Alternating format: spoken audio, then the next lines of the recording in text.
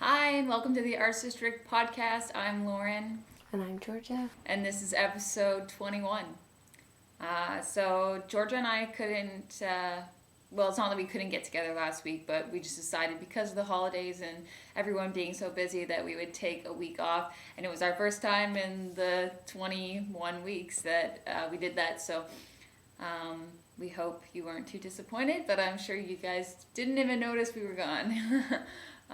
So we're back now with episode 21, and I'm excited to hear what Georgia's got to talk about because I actually haven't seen her since we filmed episode 20. So, yeah, hope you guys had a great Christmas, happy holidays, happy New Year. Just because we didn't get a chance to film before the New Year, I kind of want to just wrap up little things that happened in music before 2015 started, and the first thing that happened when 2015 arrived, and then just talk about what I'm going to be hopefully talking to you guys more about in 2015. So, yeah, to get started then with my part, what's new in 2015? The very first thing that happened January 1st in music was a collaboration between Kanye West and Paul McCartney. They put out this song called Only One, and I listened to it, and yeah, not much to say about it. Very simple, but ruined because of the auto-tune. I'm so sick of that effect. Yeah, I'm just tired of auto-tune. I really hope 2015 brings this new wave of artists that don't rely on auto-tune. It's not even like Kanye relies on it, but it's just not needed. Like, it just sounds tacky now. It just is so overused. I really hope autotune is just done. But yeah, I don't really see why Paul McCartney had to be a part of that collaboration, but to each their own. I guess he's a Kanye fan, so all the power to him, but not a big fan of the song. But then again, I'm not really a big Kanye fan, so... yeah, so, and one of the last things to happen in 2015, before we started this new year, a surprise album from R&B artist D'Angelo came out mid-December. It's called The Black Messiah, or just Black Messiah, and there's actually a great article I read about it and him on the concourse, and I'll put the link in here for it if you want to check it out.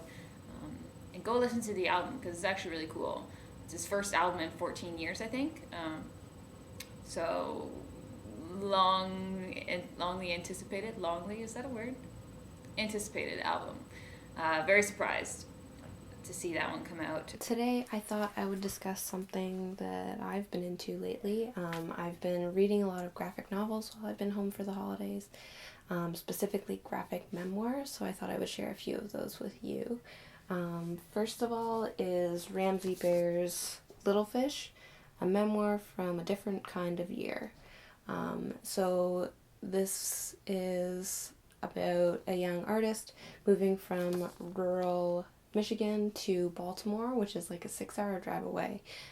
So she was from a really small town and was going to art school in Baltimore, in a much larger city. So I found this super relatable because I'm from a relatively small city and was going to a larger city for university, and more recently going to an even larger city for college.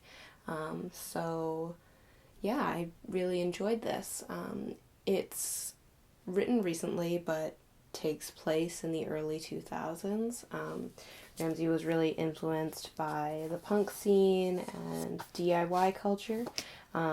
It's heavily influenced by like zines, because she created her own zine while she was at college. If you don't know what a zine is, it's just like a personally published magazine, often sort of collaged and photocopied for just sort of handing out as publication.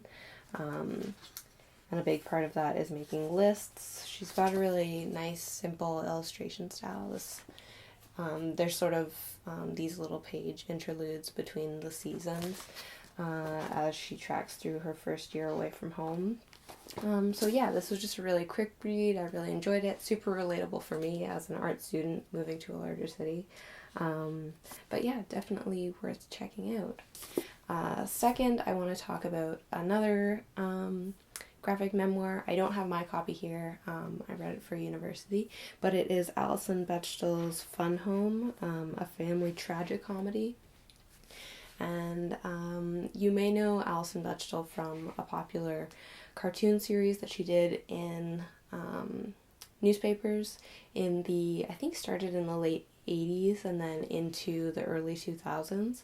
I'm not sure if it was syndicated or not, but it did have a broad audience, and I think maybe it's been published in book form now, but I'm not 100% sure on that. Anyway, this comic was called Dykes to Watch Out For, and it's where the Bechdel test comes from. You may have heard of the Bechdel test before. It's just sort of a feminist gauge for media. So in order to pass the Bechdel test, a film has to have 2 or more female characters, and they have to talk to each other about something other than men in the film or outside the film. Yeah, so that's sort of used to gauge media and film from a feminist perspective. Anyway, so her novel is called Fun Home, and it came out in 2006. It's, so, like it said, tragicomedy. It's not all dark. It's about her growing up in rural Pennsylvania and the whole family dynamic, and her growing up being gay, and her father being gay but not being out and being married to her mom and stuff. So there's definitely challenging dynamics, but at the same time, it's really smart and there are funny moments. It uses a lot of literary references to help understand, like learning how to understand yourself through literature and stuff. So it's a really smart book. Again, I read it for university and really enjoyed it, so hopefully I'll get to read that again soon. Yeah, definitely worth checking out. I think she also has another book that's come out. I think it's called Are You My Mother? But I'm not 100% sure. That's about later, after her father's death, and her relationship with her mother. So I think I'll look into reading that as well. And finally, I have one more. This I read a while ago. It is by Guy Delisle? I'm terrible with names, but it is called Shenzhen, a Travelogue from China. Guy, the author, is actually from Quebec City, but he's been spending the last 10 years in Europe and mostly southern France, I think. But this book is about his time in China. He was sort of overseeing the outsourcing of an animation project from a French production company. So this is all about his not speaking the language and cultural differences between Western and Eastern cultures, and there are some really funny moments where things don't really translate and stuff like that, and just about learning, being the odd one out in something entirely new to you. So I think I'll read this again while I'm home. Anyways, so when I was trying to figure out what to talk about in this episode, I was a little bit hemming and hawing over certain things, and I realized that I don't want to just regurgitate things that I've found on popular websites, because you can easily find that for yourself if you just type in music news on Google, and I'm not interested in that stuff anymore. When I was scanning through all the news stories, I was just getting so this sucks. I don't want to talk about these people. I don't have any interest in them anymore. I'm tired of the same high players cycling through the news. It's come on, give us something new, something fresh. I don't care what Taylor Swift did anymore. I just don't. And so so I want to make a change. So my job, my hope for the podcast, my part of the podcast in 2015, it's going to be to bring you new music, hopefully people you've never heard of, the up-and-comers, mainly, if not all, Canadian music. I really want to focus on the great things happening in our country, because there's a lot, and I feel like we often get overshadowed by what's happening south of the border.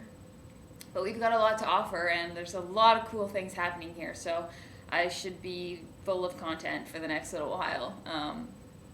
Yeah, so that's just what I want to do. New Year's resolution for the podcast, talking about new Canadian music. Actually, the band that I'm going to be talking about today, I didn't even know about until when I did my research this morning.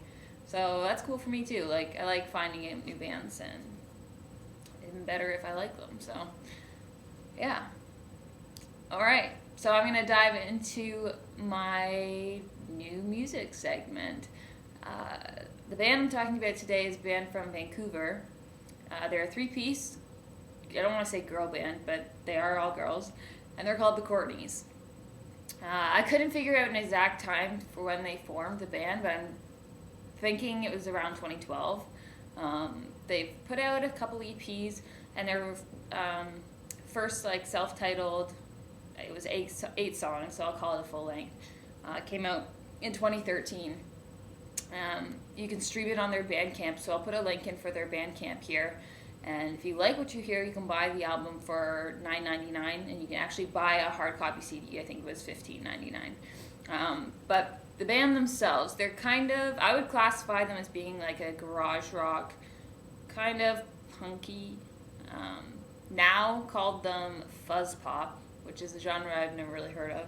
I think people are just like, when they're hard to classify, they just make up a genre that they think classifies them. So yeah, fuzz pop. I think on their Facebook page they classified themselves as slacker pop, or maybe it was slacker rock. But yeah, hopefully you can kind of get an idea of how they sound with just those terms. They're on a boutique label that's based in Vancouver called Hockey Dad Records. I had never heard of this label, but I think it's very small. The band themselves on Facebook, they have less than 6,000 likes, so very up and coming. But there's a ton of articles and interviews with them.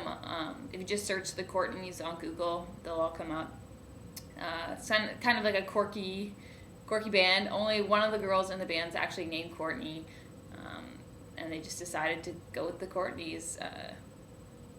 Yeah, I really like their logo. I think it's really cool. That was one of the things I was like, cool logo. Georgia, maybe you'll appreciate their logo as much as I do.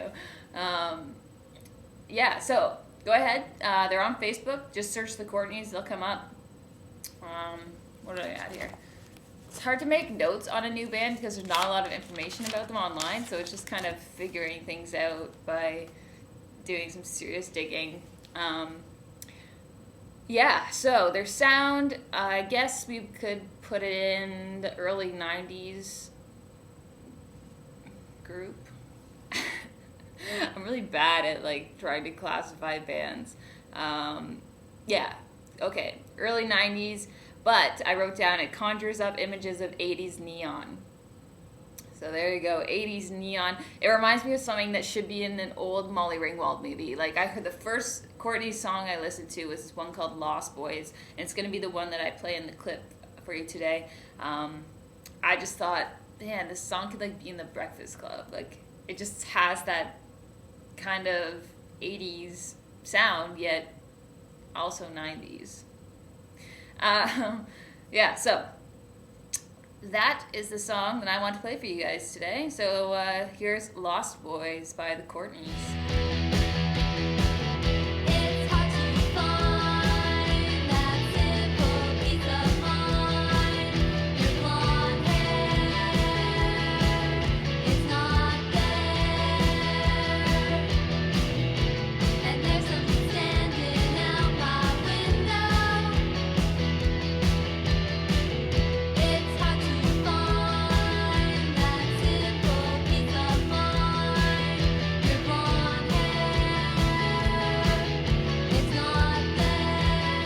Alright, hope you liked the Courtneys. So that's a three-piece girl garage rock band from Vancouver. The first band in this new arts podcast wave of supporting Canadian up-and-comers, hopefully bands you've never heard of, that we can put the word out about them and get them some more likes, build their fan base a little bit. Yeah, there's going to be quite a variety of the bands I'm going to be talking about. and not just pop bands. I'm going to try and listen to some genres that I'm not all too familiar with, so that'll be interesting. Whole new project. So I hope you guys all rang in the new year with style. Me, myself, I just took it easy with some friends, and it was nice. I'm not really feeling the big parties anymore. I don't think I could handle it anymore. Don't know what Georgia did, so maybe she can fill us in on that too. And we'll see you for episode 22 next Sunday evening. And I feel a little rusty taking that week off, so hopefully I'll be back at it with gusto next week. So that was the Courtneys. That was the beginning of 2015, and we'll see you down the line. Bye. Bye.